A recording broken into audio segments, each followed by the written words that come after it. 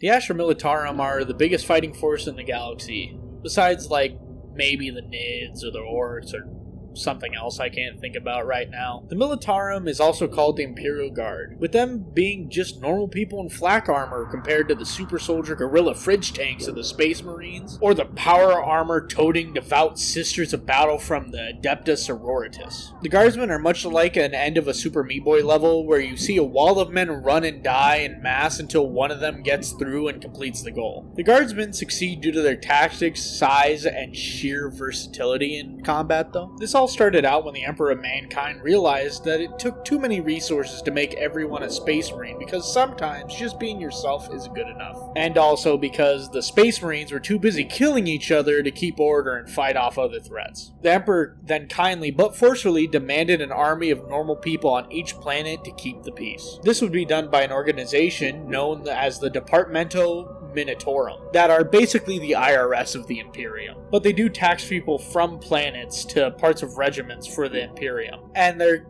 different from the actual Imperial Space Navy because of, the whole heresy thing. With a commanding officer called a commissar being able to persuade you to move into battle or use a bolt pistol to kill you. This segmenting made it easier for chaos to not corrupt the entirety of the Astra Militarum. The biggest part of the Astra Militarum comes from Cadian, which has been fighting against Horus and the Traders of Chaos, as well as Chaos Demons, since Abaddon's first Black Crusade, and then subsequently the third Black Crusade in the first half of the 10,000 years before the 41st millennium.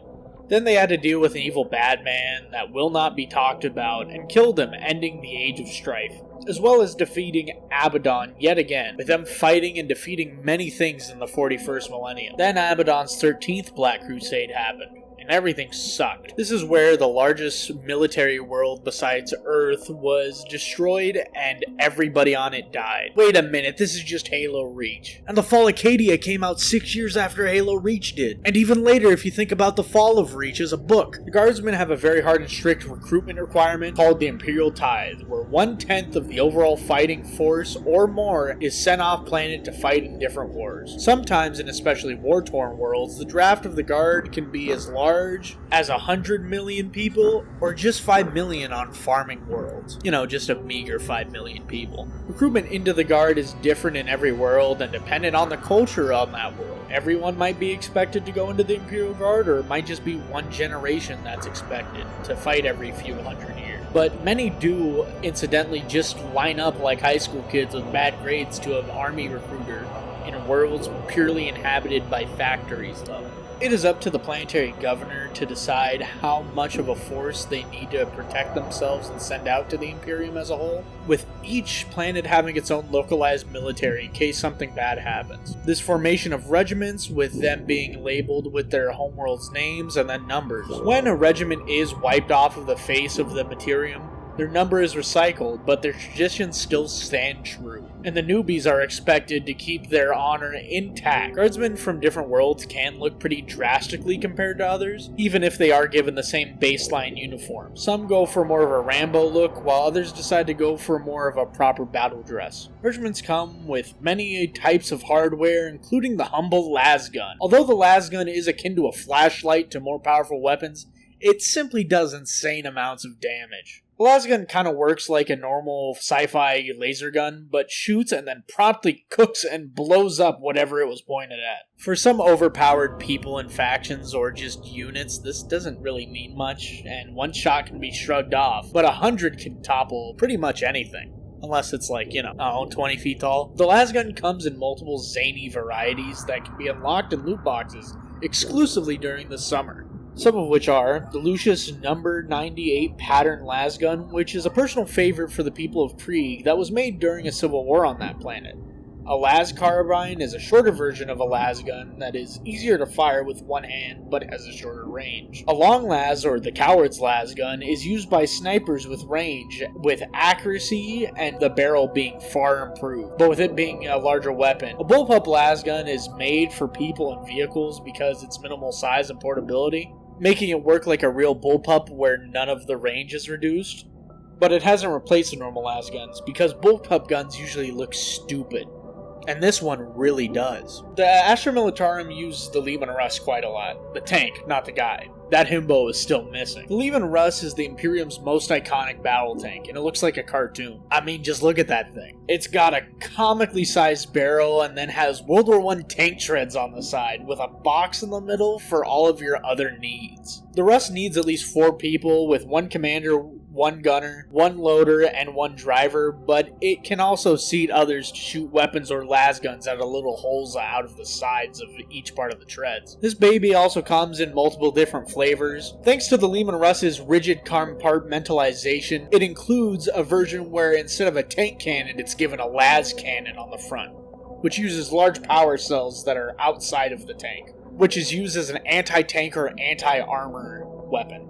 This one's favored by the Death Korps of Krieg because they're just that cool. The Punisher is used to chop down infantry like it's trees in Minecraft because they put a freaking Gatling cannon on it, and it usually gets crushed by other tanks that do normal tank things. The crews for Punishers also enjoy making it shoot a lot, acting like an Ogren when they finally find the trigger. Since Guardsmen are slightly different to their own culture and climate on the planet they live on, they change quite a bit. The most well-known Guardsman regiment is the Cadian Guardsmen, that have the classic green flak armor with their helmets being the exact same color. They are the Guardsmen that are usually talked about. Their faces are also hard as balls to paint, and some of them look very funny. Lord Castellan Creed is from there and makes up for his height with his battlefield expertise and his smoking habits. The Death Korps of Krieg are the most hardcore in terms of attitude, with the world being scarred in a civil war. If you want a full video on these guys, I made one last week. You can find it up there in the cards up above. All Catachan jungle fighters are mixtures of Australian and Rambo. This is because everything on their planet wants them dead and they have to defend against it. The Chuck Norris equivalent in the 40k universe comes from Catachan, named Sly MARBO. Here to better explain it is my friend Squires. Come on, Freelance, he's Sly MARBO. Sly MARBO threw a grenade and killed 5 orcs. Then it exploded. Black Armor wears Sly MARBO for protection. Sly MARBO doesn't shower, he takes blood baths. The official name for Exterminatus is Sly MARBO. Sly MARBO once ran faster than a shock jump dragster, and Sly MARBO won a staring contest with a Necron. He's Sly MARBO, the hero of the Imperium. GAUNTS Ghost are a regiment that come from a destroyed planet that got moshed by a demon invasion. They had a whole book written about it. They have a book written about it, and gone is their commissar that saved them and trained them to excel at stealth. There's a lot more to them and their story, and it's apparently a must-read. But I don't want to spend money. Please sponsor me, ebook apps that have 40k books. Please! That's just some of the many different Guardsmen regiments with their own looks, but they all pretty much work the same on tabletop, with them being absolutely ludicrous in numbers and are good at taking points. These guys are amazingly versatile and can be using vehicles or troops, with them usually having a good mixture of both. And that's it for Guardsmen. What's your favorite thing about Guardsmen? Make sure to tell me in the comments down below. If you like this video, make sure to like and subscribe. Till next video, fellas.